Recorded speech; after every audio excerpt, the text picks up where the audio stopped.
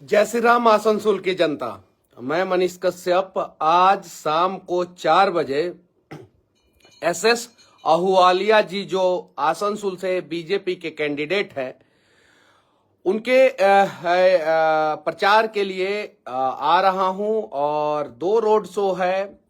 एक जो है बीसी कॉलेज से रोड शो शुरू होगा जो 4 बजे के आसपास से शुरू होगा और दूसरा रोड शो जो है रेलवे स्टेशन से शुरू होगा और वो श्याम मंदिर तक जाएगा।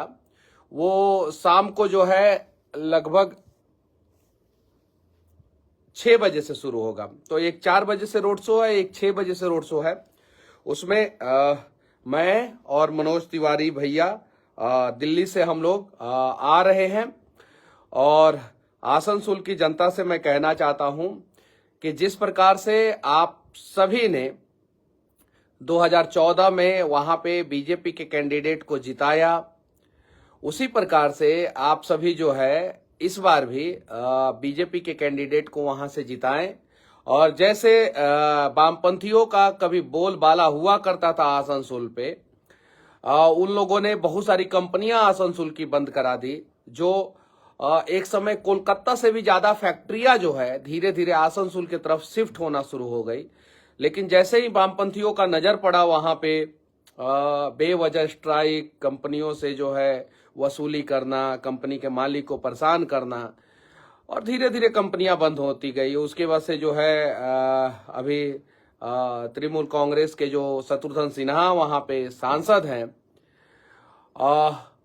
पिछले 5 साल से 5 बार भी अपने क्षेत्र में नहीं गए हैं और 5 भी काम उन्होंने नहीं किया है। 5 काम उन्होंने आसनसोल के लिए नहीं किया है। तो मैं चाहता हूं आप सभी से कि आप सभी भारतीय जनता पार्टी के कैंडिडेट को वोट करें और घर से निकल के वोट करें। एक पर्टिकुलर कम्युनिटी के लोग जो है घरों से निकल के 85% से ज्यादा वोट कर रहे हैं बंगाल में। और जो सनातन धर्म के लोग हैं, मैं किसी धर्म को भला या बुरा नहीं कह रहा हूं, मैं बस ये कह रहा हूं कि आप सभी भी जो सनातन धर्म के लोग हैं, जिन लोगों के लिए मोदी जी ने राम मंदिर बनवाया, धारा 370 हटवाया, जिन लोगों के विकास के लिए उज्ज्वला योजना, शौचालय, प्रधानमंत्री आवास योजना, बहुत सारी योजनाएं चलाई, गरीब तबके का विकास किया नरेंद्र दामोदर दास मोदी ने। और एक तरफ वो लोग खड़े हैं जो लोग कहते हैं कि हिंदुओं की संपत्ति 55% कुछ पर्टिकुलर कम्युनिटी में बांट दी जाएगी। और बंगाल की स्थिति आप लोगों को पता है कि इस समय रोहिंग्या और बांग्लादेशी का आतंक के वजह से वहां पे जो बंगाली लोग हैं उनके साथ कितनी परेशानियां हो रही है, कैसे परेशान हो रहे हैं। उनकी बहू बेटी जो है सुरक्षित नहीं महसूस कर पा रही है अपने आप को। तो ये सारे समस्याओं का सिर्फ और सिर्फ एक ही समाधान है कि इस बार कम से कम बंगाल से 35+ सीट जो है भारतीय जनता पार्टी को आना चाहिए। और अगली बार जब विधानसभा चुनाव हो तो वहां पे पूर्ण बहुमत के साथ जो है भारतीय जनता पार्टी सरकार बनाए। मैं दावे के साथ कहता हूं, एक समय आसाम में लगातार दंगा होता था, एक समय उत्तर प्रदेश में लगातार दंगा होता था।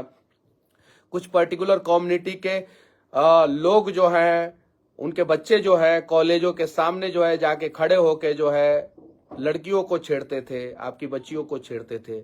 असम की स्थिति जो है हेमंत बिश्व शर्मा जी ने सुधार दिया। उत्तर प्रदेश की स्थिति जो है योगी आदित्यनाथ जी ने सुधार दिया। भारतीय जनता पार्टी बंगाल की भी स्थिति सुधार देगी। बस आप सभी भारी से भारी संख्या में जो है भारतीय जनता पार्टी को वोट दें और घरों से निकलें। घर से अगर आप नहीं निकलेंगे तो फिर जो है वही होगा जो सियालकोट का हुआ था। सियालकोट पाकिस्तान में एक जगह है जो बॉर्डर से सिर्फ और सिर्फ 35 किलोमीटर की दूरी पे है और वहां पे 2.5 लाख हिंदू हुआ करते थे और 1,35,000 मुसलमान हुआ करते थे। आजादी के समय में ये डिसाइड हुआ कि सियालकोट हिंदुस्तान में रहेगा कि पाकिस्तान में। तो लोगों ने हंगामा किया, कुछ लोगों ने कहा हिंदुस्तान में, कुछ लोगों ने कहा पाकिस्तान में। तो दोनों देशों के नेताओं ने कहा कि सियालकोट में वोटिंग हो जाए। जब सियालकोट में वोटिंग हुआ तो हिंदू, आधे से अधिक हिंदू अपने घर से नहीं निकले और सिर्फ 1 से 1.25 लाख हिंदुओं ने भारत में रहने के पक्ष में वोट किया और 1.5 लाख मुसलमानों ने, जबकि जनसंख्या उनकी 1,35,000 थी, यानी 15,000 हिंदू भी जाके उन्हीं के फेवर में वोट किए कि हमें पाकिस्तान में ही रहना है। और जहां पे आजादी के समय में 2.5 लाख हिंदू हुआ करते थे, आज सिर्फ और सिर्फ 600 हिंदू सियालकोट में बचे हुए। बात हिंदू मुसलमान की नहीं है, बात एक विचारधारा की है। हम अपने मुस्लिम भाइयों को, जो अच्छे भाई हैं, उनको अपने यहां सुरक्षित रखते हैं, हम लोग अपने बीच में सुरक्षित रखते हैं, लेकिन वहीं पाकिस्तान में जहां पे मुस्लिम बहुल क्षेत्र हो जाता है, वहां हिंदू असुरक्षित क्यों महसूस करता है, ये सवाल है। और इस सवाल का जवाब जो है हिंदुओं को भी ढूंढना पड़ेगा, मुसलमानों को भी ढूंढना पड़ेगा। अगर मुस्लिम लोग ये सोचते हैं कि हम हिंदू को असुरक्षित करके, उनका कन्वर्जन करा के या उनको यहां से भगा के हम कुछ अच्छा काम कर रहे हैं, तो नहीं। आप पाकिस्तान की स्थिति देख लीजिए, वहां पे एक समय जो है 75% से ज्यादा हिंदू हुआ करते थे।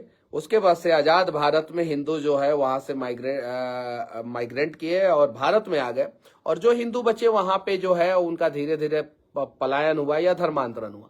उसके बाद से पाकिस्तान की स्थिति क्या हो गई, चौवन्नी छाप औकात हो गया। पार्ले जी बिस्किट जो है पाकिस्तान में 50 रुपया में मिलता है, जो भारत में सिर्फ और सिर्फ 5 रुपया में मिलता है। ये औकात है पाकिस्तान का। आज भूखा नंगा भिखमंगा देश पाकिस्तान बर्बाद हो रहा है। तो मैं आप लोगों से कहना चाहता हूं, अगर पाकिस्तान के विचारधारा से अगर आप लोगों का विचारधारा मैच कर रहा है, तो बर्बादी एक ना एक दिन आप लोगों की तय है। इसलिए मैं चाहता हूं कि कुछ उस विचारधारा के लोग बंगाल में आके आतंक मचा रहे हैं, और अभी एक जगह पे आप लोगों ने देखा कि किस प्रकार से वहां पे महिलाओं को तंग किया गया, प्रताड़ित किया गया, रेप किया गया, और उसके बारे में नेशनल मीडिया में उस प्रकार से चर्चा नहीं हुआ। मणिपुर की बात जो है सब लोग करते हैं, कश्मीर में जो हुआ उस पर कोई चर्चा नहीं करता है। मणिपुर की बात सब करते हैं, केरल में जो हो रहा है उस पर चर्चा कोई नहीं कर रहा है, बंगाल में जो हो रहा है उस पर चर्चा कोई नहीं कर रहा है। ऐसा क्यों? तो चलिए बंगाल चलते हैं, आसनसोल चलते हैं। उम्मीद है कि आप सभी भारी से भारी संख्या में आएंगे, और 4 बजे और 6 बजे का 2 रोड शो है। 4 बजे का रोड शो जो है वो BC कॉलेज से बुरहानपुर बस स्टैंड तक का है, और ये 4 से 5:30, 4 बजे से लेकर 5:30 बजे तक का रोड शो है। उसके बाद से दूसरा रोड शो जो है वो रानीगंज रेलवे स्टेशन जो है, रानीगंज रेलवे स्टेशन से श्याम मंदिर तक का रोड शो है, जो 6 बजे से लेके 7:15, 7:20 तक चलेगा। और उसके बाद से फिर हम लोग वापस जो है आसनसोल एयरपोर्ट पे आएंगे, और वहां से फिर आसनसोल एयरपोर्ट पे हम लोग जो है 8:10 पे आएंगे, और उसके बाद से फिर दिल्ली चले आएंगे। तो उम्मीद है कि भारी से भारी संख्या में आएंगे आप लोग, और बहुत जल्द जो है मैं मुंबई भी आने वाला हूं, और साथ ही साथ बिहार भी आने वाला हूं। और कुछ लोग जो है महामंद महामूर्ख लोग जो है वो ये वीडियो चला रहे थे, बना रहे थे TRP के लिए। देखिए कितने लोग नीचे गिर जाते हैं, पढ़े लिखे लोग जो लोगों को शिक्षा देते हैं वो लोग नीचे गिर जाते हैं। 13 तारीख को आसनसोल में चुनाव है, 13 तारीख को, और नॉमिनेशन कब का हो गया है, बीजेपी का कैंडिडेट कब का फाइनल हो गया है। और कुछ लोग पैसे कमाने के लिए यूट्यूब पे वीडियो चला रहे थे कि मनीष कश्यप जो है आसनसोल से चुनाव लड़ेंगे। चुनाव नहीं लड़ूंगा मैं आसनसोल से, लेकिन मैं आसनसोल में जाके जो है प्रचार जरूर करूंगा। बाकी उम्मीद है कि आप सभी आएंगे, और खासकर बिहार के लोग, जो पूर्वांचल के लोग, झारखंड के लोग जो वहां पे रहते हैं, उन लोगों से भी खासकर उम्मीद है कि आप सभी आइए, और भारी से भारी संख्या में आइए, और भारतीय जनता पार्टी के कैंडिडेट को वहां पे जिताइए। आप सभी के समस्याओं का समाधान होगा। और हाँ, मैं फिर से हाथ जोड़ के कहना चाहता हूं, देश के किसी भी कोने में मजदूरों को कहीं भी किसी भी प्रकार की समस्या होगी, मनीष कश्यप पहले भी उन लोगों के साथ खड़ा था, आज भी साथ खड़ा है, और आगे भी साथ खड़ा रहेगा। और हाँ, एक और बात मैं कहना चाहता हूं कि बिहार में अगर ब्लॉक में आपको समस्या है, हॉस्पिटल में आपको समस्या है, आप सभी जो है स्कूल में, सरकारी स्कूल में आप सभी को समस्या है, तो आप सभी जो है हम लोग जो है उसके लिए सहायता केंद्र खोलने वाले हैं, और उस सहायता केंद्र पे आप सभी जो है अपना समस्या बता सकते हैं, हम लोग समाधान करने का प्रयास करेंगे। और एक और बात कहना चाहता हूं कि कुछ कम्युनिस्ट विचारधारा के लेफ्ट माइंडेड लोग जो है, कुछ कांग्रेसी माइंडेड लोग जो है, कुछ देशद्रोही जो है, और कुछ वैसे लोग जो ये नहीं चाहते हैं कि किसी का भला हो, वो लोग जो है बेवजह आके जो है उल्टा सीधा कमेंट करते हैं। मैं उन लोगों से विनती करना चाहता हूं या भगवान से प्रार्थना करना चाहता हूं कि जो लोग भी जो है उल्टा सीधा आके कमेंट कर रहे हैं मेरे वीडियो में, भगवान करे कि उनके घर राहुल गांधी जैसा बच्चा पैदा हो, राहुल गांधी जैसा मंद बुद्धि बच्चा पैदा हो, या तेजस्वी यादव जी जैसा 9वीं फेल बच्चा पैदा हो। अगर वो लोग तेजस्वी यादव का समर्थक है तो तेजस्वी यादव जी जैसा 9वीं फेल बच्चा पैदा हो, राहुल गांधी का समर्थक है तो राहुल गांधी जी जैसा जो है मंद बुद्धि बच्चा पैदा हो। बाकी उल्टा सीधा कमेंट करने वाले और कुछ लोग जो लिख रहे हैं मोदी जी के बारे में भी उल्टा सीधा जो लिख रहे हैं, उन लोगों से मैं इतना ही कहना चाहता हूं कि मोदी जी इस देश के ही नहीं दुनिया के सबसे लोकप्रिय नेता हैं और इस देश के प्रधानमंत्री हैं। कम से कम उनके बारे में शब्दों का चयन करने से पहले आप सभी सोच समझ ले के शब्दों का चयन करें। जो ट्विटर पे आप सभी कुछ भी जो है मोदी जी के खिलाफ जो है आप लोग बोलना शुरू कर देते हैं और कुछ भी लिखना शुरू कर देते हैं। आएंगे तो मोदी जी, सबको पता है। आप लोगों को जितना फ्रस्ट्रेशन उतारना है उतार ले। चुनाव के बाद जो है जब मोदी जी आएंगे और जो पूर्ण बहुमत के साथ एनडीए की सरकार फिर से बनेगी, भारतीय जनता पार्टी जो है उसकी सरकार फिर से बनेगी, उसके बाद से आप लोग ईवीएम का रोना मत रोना। और जितना आप लोग ताकत लगा ले देश विरोधी जितने भी लोग हैं, जितने भी मोदी को नापसंद करने वाले जितने भी देश विरोधी लोग हैं, जितना भी ताकत लगा ले, एक बात याद रखना, गांठ बांध के लिख लेना, बंगाल में अगली बार बीजेपी की सरकार बनेगी, किसी भी हाल में बनेगी।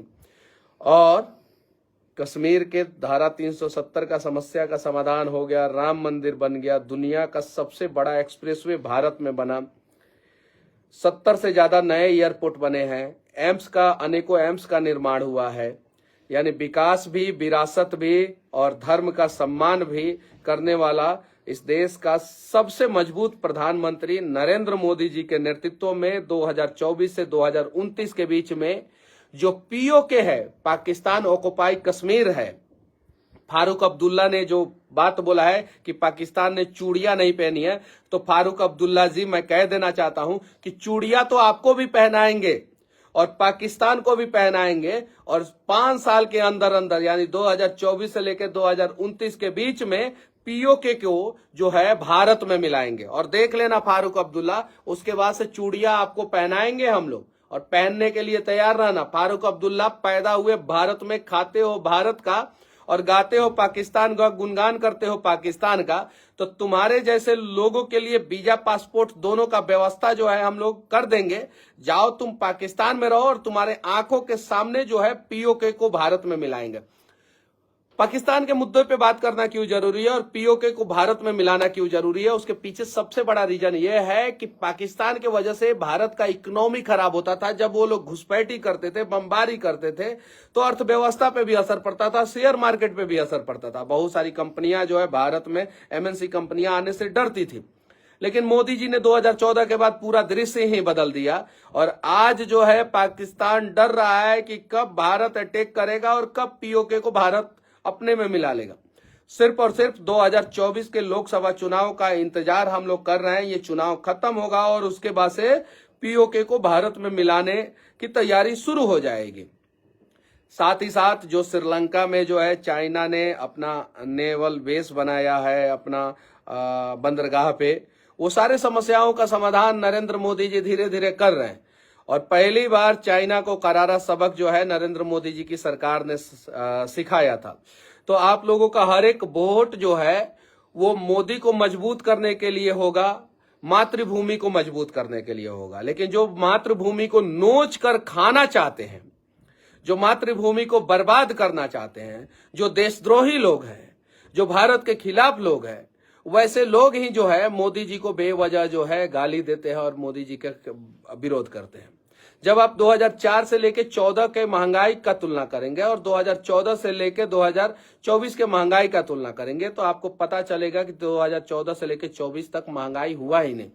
पहले जो है सरकारें आपको नौकर बनाती थी, नौकरी के चक्कर में उलझा के रखती थी। नरेंद्र मोदी जी की सरकार ने आपको मालिक बनाना शुरू कर दिया। आज भारत में पहले लोग जो है भारत में एलईडी चाइना का इस्तेमाल करते थे, टीवी चाइना का इस्तेमाल करते थे, मोबाइल पे made in Korea, made in China, made in Japan, made in Finland, made in Vietnam और मेड इन अमेरिका लिखा हुआ करता था। आज आईफोन भी मेड इन इंडिया, सैमसंग भी मेड इन इंडिया, फॉक्सकॉन ने दुनिया का सबसे बड़ा प्लांट डाला मैन्युफैक्चरिंग, मोबाइल मैन्युफैक्चरिंग का प्लांट डाला। मोबाइल यूनिट का सबसे बड़ा प्लांट जो है भारत में सैमसंग ने डाला। और दुनिया का सबसे महंगा सेफ मोबाइल बनाने वाली आईफोन जो है वो भारत में प्लांट डाली है। और आज जो है टाटा ने मैन्युफैक्चरिंग करना शुरू कर दिया। सेमीकंडक्टर की कंपनियां भारत में है। एमएसएमई में जो है बहुत सारा लोन देके जो है हजारों स्टार्टअप जो है आज भारत में चालू हो गया है। तो जो टैलेंटेड लोग हैं उनके लिए जो है मोदी सरकार में रोजगार के सारे दरवाजे खुले हैं। उनको अब मालिक बनाया जा रहा है, उनको आगे बढ़ाया जा रहा है। और बस विनती है कि आप सभी, हाँ कुछ भाई जो है, एक भाई जो है लिख रहा है गाली दे रहा है, चुप। अब जो जितना गंदा गाली दिया है उतना गंदा गाली जो है मैं बस इतना ही कहूंगा कि वो अपने बहन को दे, वो अपनी माँ को दे, या उसकी बहन और माँ ये गंदा गाली देखेगी तो कितना गंदा लगेगा। तो ये तेजस्वी का फैन ऐसा ही हो सकता है, गंदा गंदा गाली देगा। राहुल गांधी का फैन ऐसा ही हो सकता है, गंदा गंदा गाली देगा। ममता बनर्जी का फैन ऐसा ही हो सकता है, गंदा गंदा गाली देगा, सब गंदी गंदी बातें करेगा सब लाइव में आके और कहीं भी जाके। ये राहुल गांधी, तेजस्वी यादव और ममता बनर्जी का फैन है सब। तो इन सब चीजों पे हम लोगों को ध्यान नहीं देना है। बस ये देखिए इतना गंदा गंदा गाली लिख रहा है, वो 9वीं फेल का फैन, राहुल गांधी का फैन, ममता बनर्जी का फैन। अरे कुछ चिंता मत करो तुम लोग, कुछ होने जाने वाला नहीं है तुम लोगों का। 9वीं फेल को रोजगार नहीं मिलेगा, राहुल गांधी बेरोजगार होंगे और ममता बनर्जी को जो है बंगाल से अब खदेड़ दिया जाएगा और आएगा तो मोदी जी ही।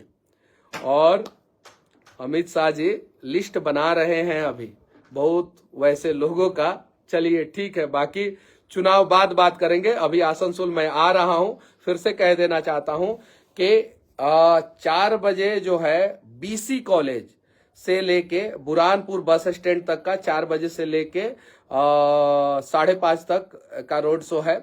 और 6 बजे से लेके 7:20 तक जो है वो रानीगंज रेलवे स्टेशन से लेके श्याम मंदिर तक का रोड शो है। और फिर वापस जो है हम लोग 8-10 में जो है एयरपोर्ट पे पहुंचेंगे और वहां से जो है हम लोग फिर दिल्ली के लिए आ जाएंगे।